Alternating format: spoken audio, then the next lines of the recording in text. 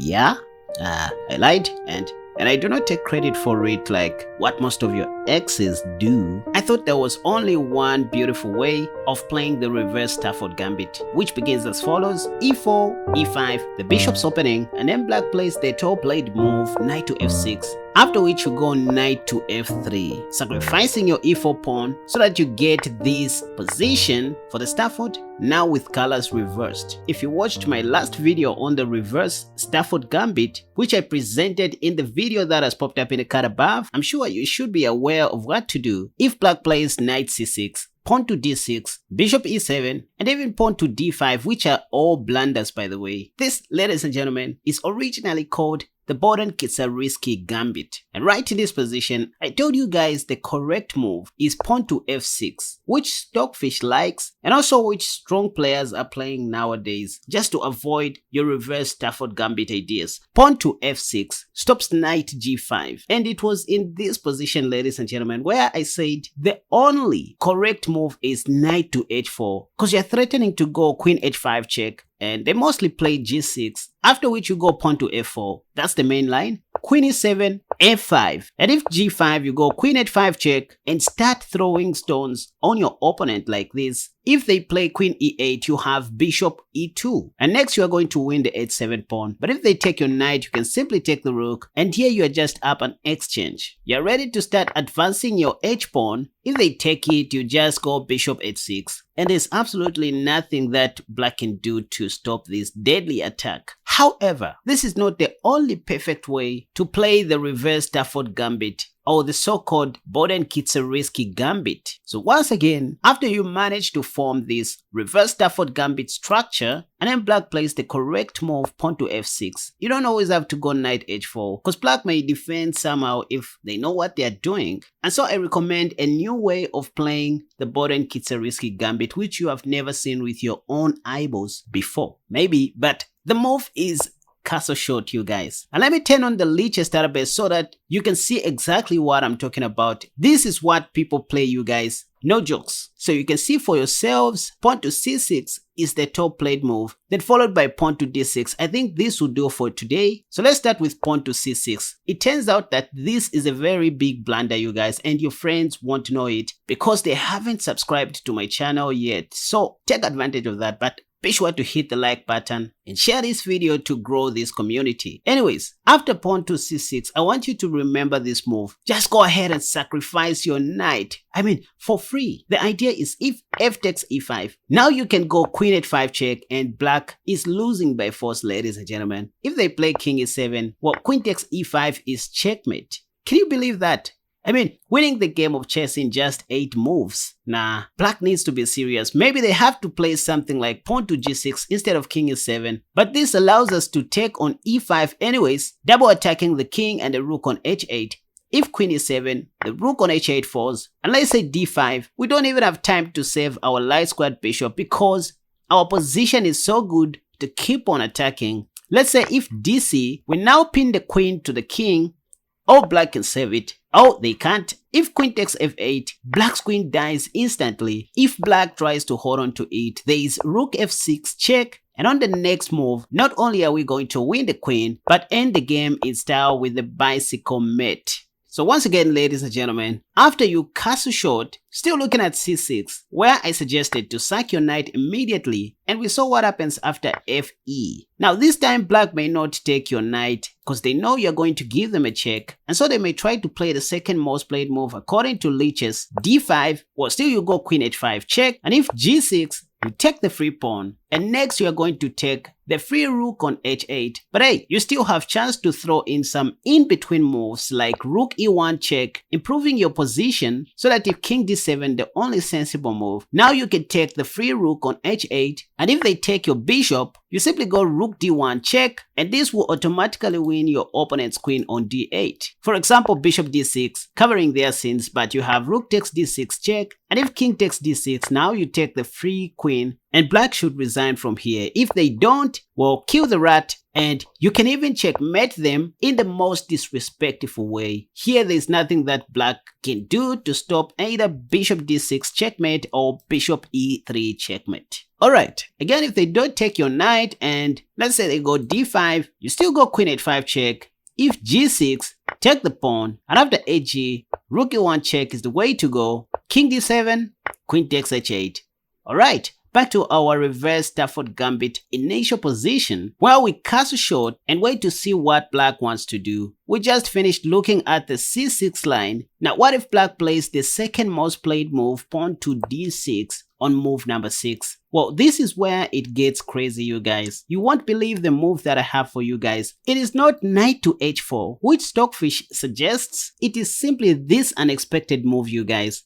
Knight d4, completely sacrificing your knight. What on earth is this, you guys? The idea is if black takes, then they may lose instantly after the following combination of moves, you guys. Rook e1 check, and if bishop e7, I want you to raise your antennas, zoom in your eyeballs, and remember this move, you guys, with all your toes. Bishop h6. You sacrifice another minor piece. Because if black takes, now you have queen h5 check. They just opened up some lines for you. If king f8, that would be mate in one. They are not going to do that. So they all go king d7. But here, don't fall for this good looking move, you guys. Bishop e6 check looks good, but this can only be a draw. Remember this line, you guys. For example, if you carelessly play a4, they have all the time to meet this move with a5, and maybe they are going to hide their king, or even c6, c5, and then hide their king. So this line will only lead to a draw. Don't go for bishop e6 check, you guys. And so what I recommend instead of playing bishop e6 after king d7 is to simply go queen f5 check. Because now if king c6, that will be mate in one. And let's say if black decides to go back to e8, well, it is up to you to force a draw if you want. But even better is to sack another free piece, you guys, the rook. Like in the words of Gotham, the rook! Because now the idea is, if queen takes e7, which is a blunder, now you can simply capture on c8 with check. Black's king cannot escape. The only move is to donate their queen, after which you're going to give them another check on e1, rook e1 check, king f8 only move. And look at this mate, you guys. Queen takes d8 check, king g7, and queen takes h8. That's check. If the king takes, now you met your opponent like this. What a deadly mate, you guys. I mean, even if they don't take your queen right here, let's say they go king g6, sooner or later you are going to meet your opponent like this.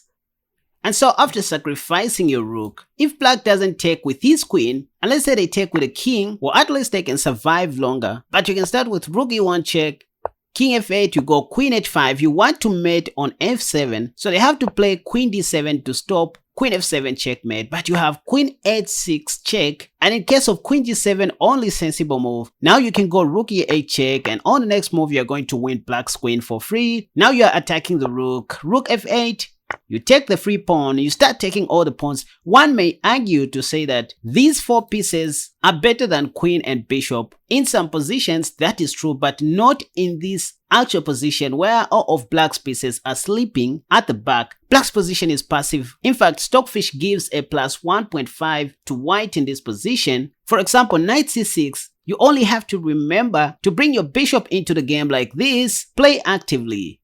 Bishop f5, they want to stop bishop h5 check. Well, that's not much of a stretch because we can take the free pawn on b7. It's all about the pawns. And on the next move, we are assured of winning one free minor piece. And just remember not to trade your bishop because two rooks may fight against one queen. Let's say queen takes b2, you go pawn to h4. You don't want to be checkmated at the back. h5, queen c7 check. It's all about the pawns, remember? Rook takes c2. Yeah, because the rook is defended by the bishop, you can't take it. But you can go bishop d5 check if king h8. Remember, it's all about the pawns. And in this position, you can just play your cards very well. Take all the pawns and you want to enter an endgame where you have at least 2 extra pawns against 1 rook and 1 bishop. That way you're going to win this easily, but position is about plus 5.8 according to Stockfish. So you're winning this game, no question about it. Anyways, so back to our initial position, ladies and gentlemen, where we just castle short and instead of pawn to c6, black plays pawn to d6. Remember, we are looking at this knight sacrifice, and we just saw what happens if black takes. But this time they may choose not to take but to play pawn to d5, attacking two of your minor pieces. But here I suggest you save the bishop. If e takes d4, which is a mistake once again, you go queen h5 check. Pawn to g6, you already know this line, you guys. hg, you take the rook. Queen e7, bishop h6. And on the next move, you're going to start putting more pressure on the e6 square. And I'm sure this shouldn't give you a hard time to figure out what to do. For example, knight f8, the more they keep on defending their light squared bishop, the more you keep on improving your position and coming up with some new strategies. Here you are just a rook up plus a pawn up, and position is almost equal according to Stockfish. So there's nothing to worry about here. For example, the game may continue as follows. Now things are even worse for black. The whole secret is to exchange the rook and enter the endgame where black has the knight and the bishop against the rook plus your well advanced pawns. This should be enough for you to win the game. Alright, so one last line. After e4, e5, the bishop's opening. Then once again, you can see knight to f6 is by far the top played move. On move number 2, well, you still go knight to f3, sacrificing your e4 pawn. You give them the knight because they're going to take it. You can see again, that's the top played move, knight takes c3, which will lead to the reverse Stafford Gambit position where they have to play the correct move, pawn to f6. So now, for those of you guys who still prefer to play the old line with knight to h4, you can try the following new lines that I'm about to show you guys. If black doesn't play pawn to g5 right here, let's say they go queen g7. Well, here instead of going queen g4, just go ahead and take that g6 pawn. If hg, now that's when you can go queen g4, and there's nothing that black can do to save the g6 pawn. If g5, that creates a new outpost for our knight, and if queen h7, there can be a funny draw here if you want, but you also have an option to cast short and play this for a win. For example, bishop c5 check, which looks like a normal move, is a mistake because that helps you to improve your pieces that were not doing anything at the back rank. For example, queen g7, because you are attacking the f6 pawn. Now you can go knight d5, putting more pressure on this pawn. And by the way, black doesn't even have pawn to d5 or pawn to d6 because you can just take the free bishop. So if rook f8, you go knight takes c7 check. Now the rook on a8 will be a free piece. So this is just a new line for you guys who don't like taking risks. And this is all for today. I hope you guys enjoyed this video. Hit the like button and do subscribe to my channel if at all you haven't already, as a way of encouraging me to do more of these stuffs. I will stop reminding you to subscribe when our channel reaches 100,000 subscribers, but for now, pardon me guys, YouTube requires me to do this. You can also check out my courses at www.kasperchess.com. How are my courses different from other people's courses? Well, I explain these things as if I'm explaining to a baby in a layman's language, which every beginner can easily understand. And that's the main difference. That's what I try to specialize in, and hope to see you soon in my next video. Until next time, bye bye.